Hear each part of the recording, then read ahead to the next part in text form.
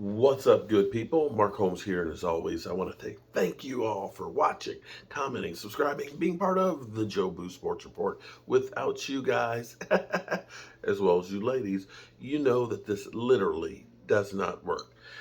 Not at the fire pit right now, just not. So I'll be back there tomorrow. Yeah, tomorrow. I'll be back there at the fire pits tomorrow and getting you all the news that is the Dallas Cowboys. It was an interesting day to say the least. In fact, this is great because guys, girls, kids, trolls, haters, all of you, you realize that today is Thursday. Thursday. Tomorrow's Friday, the next day Saturday. The next day after that is Sunday, and we'll be doing our live stream Sunday night, Sunday afternoon with you guys. But it's actually going to be flowing into like a mega live stream. We're talking about my man Tuck. We're talking about Big Game James. We're talking about the Law Nation, myself and some others as we get ready because come Monday, friends, the Dallas Cowboys charter heads for Oxnard. And by Wednesday, they got the first practice on the field. Because we talking about practice. Not a game. Not a game. We talking about practice. So let's get ready for this stuff. And don't forget tomorrow night,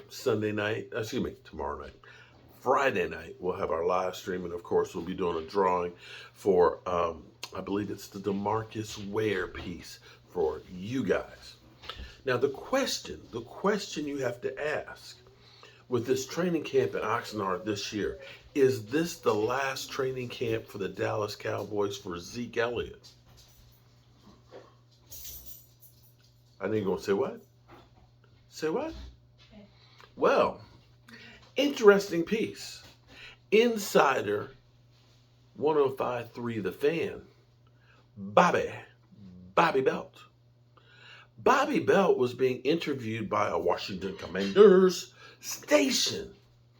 And Bobby Belt earlier today said that it doesn't matter. It does not matter what Zeke Elliott does. He said Zeke Elliott could rush for 1,400 yards, have 16 TDs. His ass is out of here after this year. It doesn't matter what he does per Bobby Belt because that contract is so bad that there's no way, no how that Zeke Elliott is going to return. Now, interesting thought here because there is where we have situations in the past where we've been in a similar situation. Kind of. The difference being was Demarco Murray, who rushed for it's still a Dallas Cowboys record over 1,800 yards. He was truly the workhorse for the Dallas Cowboys. Incredible season. That was the pinnacle of, since the 90s, Dallas Cowboys balanced offense. We could run the football like crazy, but which allowed Tony Romo to be killed. He didn't have like 5,000 yards passing. It was like 3,800 yards or something like that. But it was efficient. It was effective. The team was balanced. People didn't know where it was coming from. And for that many yards, Demarco Murray was on the last year of his contract. And the Cowboys said, we appreciate you, Demarco Murray. Good luck out there as a free agent. And he ended up going to the Eagles. He didn't want to go to the Eagles. In fact, he was at the airport basically saying, I'm going to catch this plane to Philadelphia. I'm serious. I'm going to catch this plane to Philadelphia. He did not want to go. Maybe he knew inside that it was going to be terrible going to the Eagles. Because under Chip Kelly, wow, he went from 1,800 yards to like 750. Because he was a north-south runner, which means you're running to the line. Chip Kelly tried to make him an east-west runner, which means you're an outside runner. And it didn't work. It didn't work at all. Now, he rejuvenated his career somewhat going to Tennessee. Yes, Tennessee. But was never anywhere close to where the Dallas Cowboys and he was in 2014. Enter Zeke Elliott. Instead of the Cowboys saying, bye-bye Zeke, when Zeke went to Cabo, it worked out, and came back and got the big, fat, big contract. A contract that probably, it doesn't matter, he would never be able to live up to. But I will say this. Bobby Belt is right about the contract. That contract was terrible, even though it's still only about $13 million this year. But for running backs, that's bad money. I will give you that. However, after this season, there's no more guaranteed money. If Zeke Elliott, in my mind, I'm thinking that Zeke Elliott is actually going to have a really good year. I'm thinking that Zeke Elliott's going to have about 1,300 yards. Zeke Elliott, first 4 games of the season, was averaging 5.3 yards a carry. Even the first 8 games of the season, 4 of which where he had a torn PCL, he still averaged 4.8 yards a carry. First half of the season.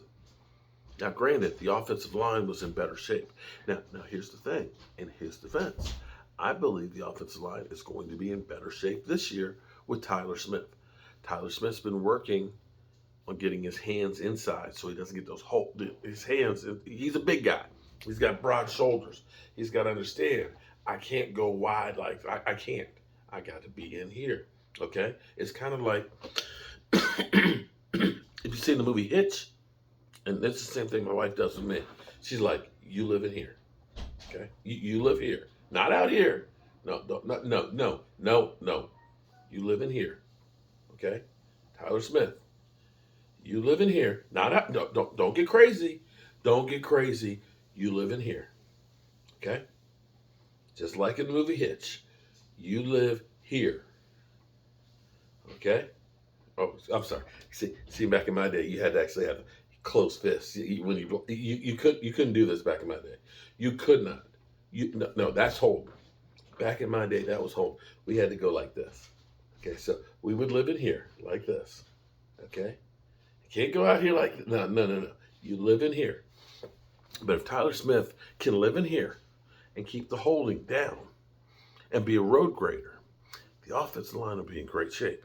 And what will happen is the Cowboys, much like we thought that Demarcus Lawrence was going to be gone, everybody, Demarcus, he's not.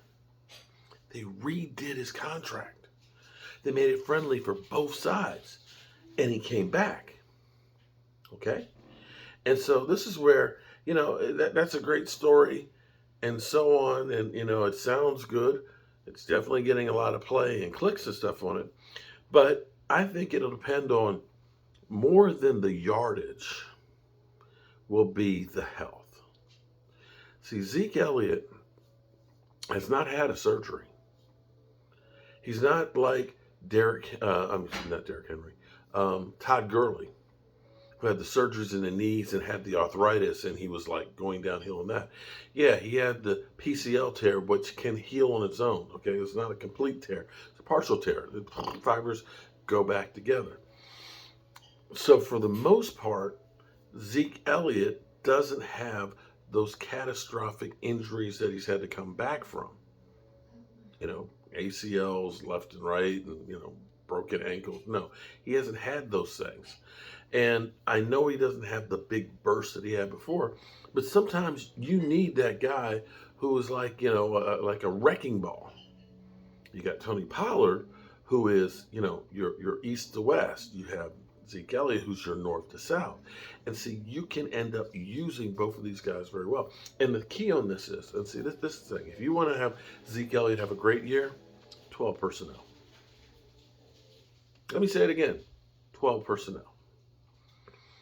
You don't want 8 men in the box when you've got 5 offensive linemen and a tight end. They have numbers. If you go to 12 personnel, you can disguise it. You can force the team to either try and go heavy, in which case you go to pass. If they go ahead and stay light and nickel coverage, then you can stay heavy with the two tight ends and make it easier on your running back.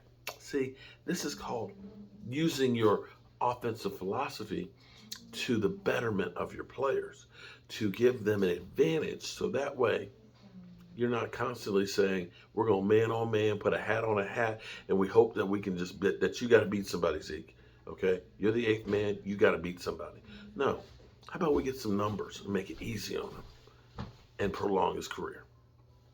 So, as always, I'm going to end this video like I do every time I'm doing my fireside chat. Make sure you tell the people you love that you love them, because you might not get the chance again. I love you guys. I do. And God willing, I'll see you tomorrow. Peace out.